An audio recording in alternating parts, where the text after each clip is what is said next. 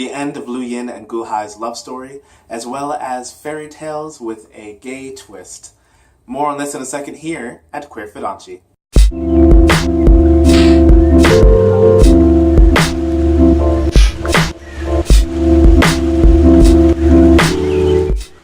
Hi, my name is Devin Jackson Randall, or DJR, and welcome to Queer Fudanshi. Today we're going to be talking about the whole Addicted/Heroin web series, as well as the Rosaline and the Bravest Knight Who Ever Lived animation shorts.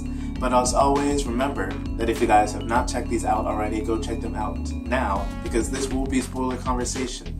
As well as, if you want, go down to the section times in the description below to skip around. So if you just want to listen to the description, go skip to that, listen to that, find out if you like any of these properties, watch them, and then come back to join the conversation.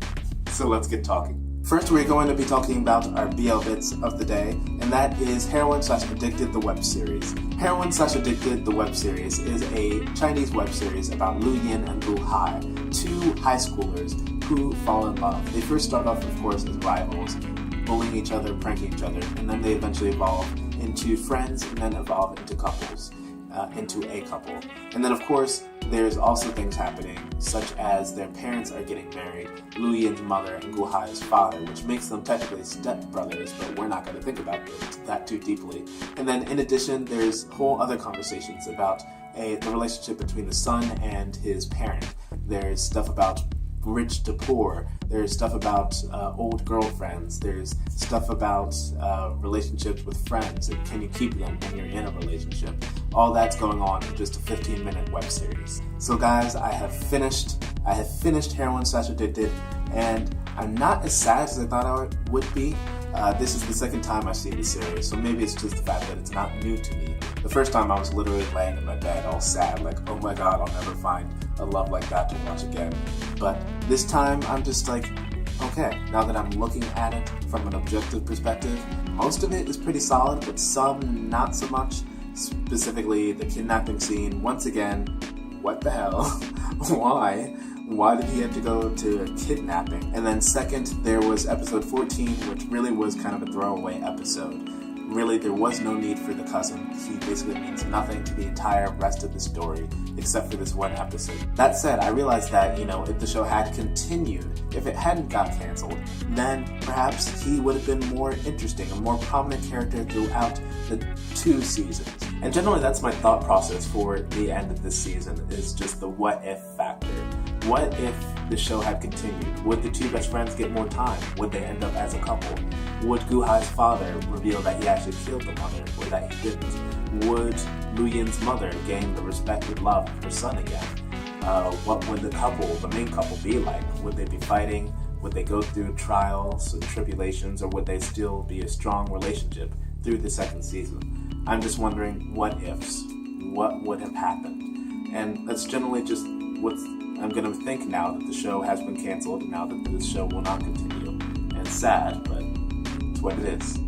That said, there is wonderful things about this show. There are wonderful things to celebrate. And specifically, I have to once again celebrate the couple for the long journey that they went through. The couple, seeing them from start to finish, from the rivals to best friends to lovers, was a great to watch. For 15 episodes, seeing that transition and relationship blossom was wonderful.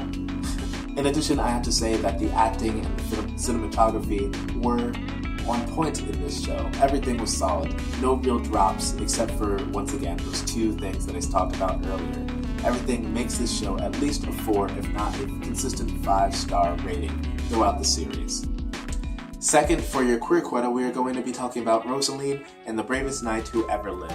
Rosaline and the Bravest Knight Who Ever Lived were both fairy tale stories that were first books, children's books, and then have been changed into short films, or shorts. They are about 4 minutes and 8 minutes respectively, and they depict these fairy tale stories, but with gay endings or same-sex relationships at the end. Specifically, Rosaline is the story of a random townsgirl, normal, average girl who gardens and everything like that. Looks a little like Belle. She goes through a Red Riding Hood-esque story where she goes in the forest trying to travel to get to her lover's home. And then The Bravest Knight Who Ever Lived is a story about Cedric the Knight. He grew up as a pumpkin farmer's son, who eventually became a squire and then eventually became a knight.